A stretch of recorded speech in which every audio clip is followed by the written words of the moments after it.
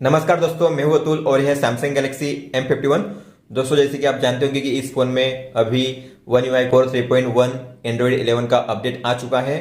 तो इसमें एक प्रॉब्लम ये है कि आप अब इसमें डायरेक्टली जो रिकवरी मोड है उसमें एंटर नहीं कर सकते, क्योंकि अपडेट के बाद हमें कैश पार्टीशन को वाइप करना पड़ता है, कभी कभी रिपेयर एप्स भी करना पड़ता है। लेकिन अब आप डायरेक्टली जो रिकवरी मोड है उसमें एंटर नहीं कर सकते। दोस्तों, अपडेट से पहले रिकवरी मोड में जाना काफी सिंपल हुआ करता था। आपको अपने फोन को स्विच ऑफ करना पड़ता था और फिर स्विच ऑफ हो जाने के बाद आपके जो पावर बटन है और वॉल्यूम अप दोनों को एक साथ प्रेस करना पड़ता था और फिर आप रिकवरी मोड में जा सकते थे। लेकिन अब ऐसा होता नहीं है दोस्तों। तो आप यहाँ पे 7 अलग अलग डिवाइस में से किसी भी एक डिवाइस से अपने फोन को कनेक्ट कर सकते हो। तो सबसे पहले आप कनेक्ट कर सकते हो एक ऐसे मोबाइल फोन से जो रिवर्स चार्जिंग सपोर्ट करता है। अगर कोई फोन रिवर्स चार्जिंग सपोर्ट करता है तो फिर आप आसानी से type C to type C cable से दोनों डिवाइस को कनेक्ट कर सकते हो और फिर जैसे आपको रिकवरी मोड ओपन करना है बस उसी तरह से आपको सेम प्रोसेस करनी है। तो अगर आपके पास रिवर्स चार्जिंग सपोर्ट करने वाला कोई फोन है तो आप डायरेक्टली यहाँ पे दोनों को कनेक्ट कर सकते हो, काफी आसान हो जाएगा ये। मान लो अगर आपके पास ऐसा कोई फोन ही नहीं है जो रिवर्स चार्जिंग सपोर्ट करता है, मान लो मेरे पास कोई फोन है लेकिन ये रिवर्स चार्जिंग सपोर्ट नहीं करता, तो आपको क्या करना है, आपको OTG अडाप्टर का यूज करना पड़ेगा। आप OTG अडाप्टर यहाँ पे कनेक्ट कर लीजिए। जो फोन आप यूज कर रहे हो दूसरा फोन जो है उसके लिए आपको OTG अडाप्टर उसमें कनेक्ट करना पड़ेगा। और आपका जो फोन है M51 उसमें जो नॉर्मल केबल होता है ये चार्जिंग का बड़ा वाला केबल, लंबा सा केबल, वो यहाँ पे कनेक्ट करना पड़ेगा। फिर दोनों को कनेक्ट कर लीजिए और फिर इसके बाद जो आप यहाँ पे आपको यहाँ पे कुछ नहीं करना है, कोई भी ऑप्शन, कोई भी मेनू, कोई भी सेटिंग्स यहाँ पे चेंज नहीं करनी है। इसके बाद आप अपने फोन को स्विच ऑफ कर सकते हो और फिर इसके बाद आप रिकवरी मोड में जा सकते हो। और दोस्तों, अगर आपके पास OTG अडाप्टर भी नहीं है तो तीसरा ऑप्शन है आप टीवी से कनेक्ट कर सकते हो। अगर आपके पास ये सिंपल वाला केबल है, ये वाला जो सभी फोन में आजकल मिल जाता है, तो ये आप जो आपको पता होगा कई सारे टीवी में USB पोर्ट तो होता ही है, तो आप इसे USB पोर्ट पे डाल सकते हो टीवी के। काफी आसान हो जाएगा वो भी, आपको कुछ नहीं करना है, बस टीवी में ये USB पोर्ट को कनेक्ट करना है और आपके फोन से ये कनेक्ट कर देना है केबल और फिर आसानी से आप रिकवरी मोड में एंटर कर सकते हो। चौथा ऑप्शन है आप सेट टॉप बॉक्स से भी कनेक्ट कर सकते हो। अगर आपके घर में सेट टॉप बॉक्स है और उसमें भी ये पोर्ट है USB पोर्ट, तो आप उसमें भी सेम प्रोसेस कर सकते हो, कनेक्ट कर लीजिए फोन को और रिकवरी मोड आप एंटर कर सकते हो।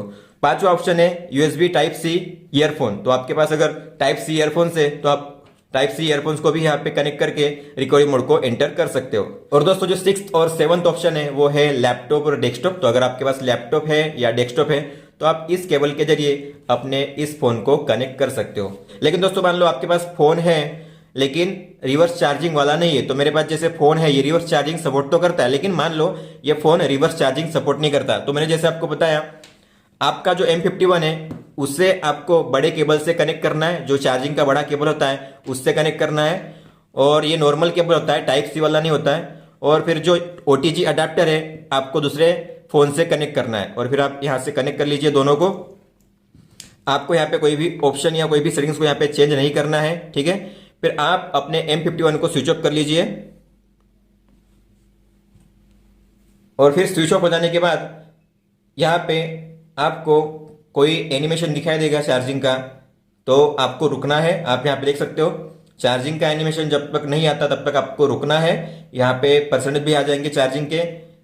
तो जब ये रुकेगा एनिमेशन, अब ये रुक चुका है, तब आपको यहाँ पे पावर बटन और वॉल्यूम अप दोनों को एक साथ प्रेस करके रखना है जब तक सैमसंग का लोगो नहीं आता। जब लोगो आ जाए तब आपको दोनों उंगलियां छोड़ देनी है। अब आपका जो फोन है वो रिकवरी मोड में एंटर हो जाएगा, आप यहाँ पे देख सकते हो। दोस्तों, तो सबसे पहले हम करेंगे वाइप कैश पार्टीशन। तो हमें यहाँ पे वॉल्यूम डाउन से नीचे आना है, क्योंकि आपको पता होगा टच यहाँ पे काम करता नहीं है, तो हमें नेविगेट करना पड़ता है वॉल्यूम अप और वॉल्यूम डाउन से। तो हमें नीचे आना है वाइप कैश पार्टीशन पे, तो आपको वॉल्यूम डाउन से नीचे करना है 1 2 3 4 5, ठीक है। आ गया वाइप कैश पार्टीशन पे। फिर आपको इसे कंफर्म करने के लिए पावर बटन पे टैप करना है, पावर बटन पे प्रेस कीजिए, कंफर्म हुआ है। अब ये पूछा जा रहा है कि आपको वाइप कैश करना है, तो हमें एस पर लेके आना है, तो नीचे आना है वॉल्यूम डाउन से और फिर वापस हमें कंफर्म करना है पावर बटन से। और आपका जो कैश पार्टीशन है आपके फोन में वो क्लीन हो चुका है। तो अगर आप आपके फोन में battery draining issue, heating issue face कर रहे थे तो शायद इससे सोल्व हो जाएगी, लेकिन ये तुरंत नहीं होता है, आपको 1-2 दिन का वेट करना पड़ता है। लेकिन दोस्तों अगर आपको लगता है कि आपके फोन में जो एप्स है वो क्रैश कर रहे हैं, एप्स ठीक से ओपन नहीं हो रहे, हैंग हो रहा है फोन, तो फिर आपको यहाँ पे रिपेयर एप्स भी करना है, जो सबसे लास्ट ऑप्शन होता है। तो मैं ये भी कर लेता हूं, तो हम सबसे लास्ट में आएंगे।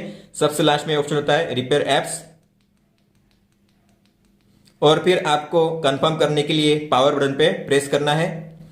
और यहाँ पे आपके जो एप्स होंगे रिपेयर होंगे, मतलब ऑप्टिमाइज होंगे।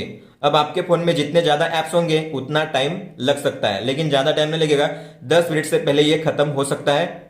और इस प्रोसेस के दौरान आपका जो फोन है वो हीटअप भी हो सकता है थोड़ा, लेकिन टेंशन की कोई बात नहीं है।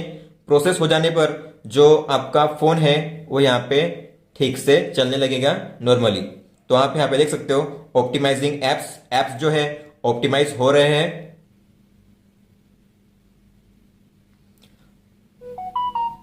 और दोस्तों एक बार आपकी प्रोसेस हो जाए इस तरह से और आपने अपने फोन को रिबूट कर लिया है, तो फिर आपको यहाँ पे कर देना है फोन को डिस्कनेक्ट। ठीक है, तो आप ये 2 प्रोसेस कर सकते हो। इन 2 प्रोसेस को करने से आपके फोन में कोई भी आपका जो डेटा है वो डिलीट नहीं होगा। आप बिना टेंशन के इन 2 प्रोसेस को फॉलो कर सकते हो। तो यहाँ पे मैंने 2 प्रोसेस फॉलो की है, हालांकि मैंने ये बहुत बार किया है, मुझे बहुत सारे डिवाइस को चेक करना पड़ा था कि कौन कौन से डिवाइस में ये सपोर्ट करता है। तो मैंने टीवी में भी चेक किया था, सेट टॉप बॉक्स में भी चेक किया था, लैपटॉप में भी चेक किया था, और यहाँ पे जो फोन है जो रिवर्स चार्जिंग सपोर्ट करता है और जो फोन जो रिवर्स चार्जिंग सपोर्ट नहीं करता उसमें भी मैंने चेक करके ये प्रोसेस की है बहुत बार। तो दोस्तों ये था इस वीडियो में। अगर आपका कोई भी सवाल है, कोई भी डाउट्स है, तो आप हमें पूछ सकते हो कमेंट बॉक्स में। इस वीडियो को देखने के लिए धन्यवाद दोस्तों।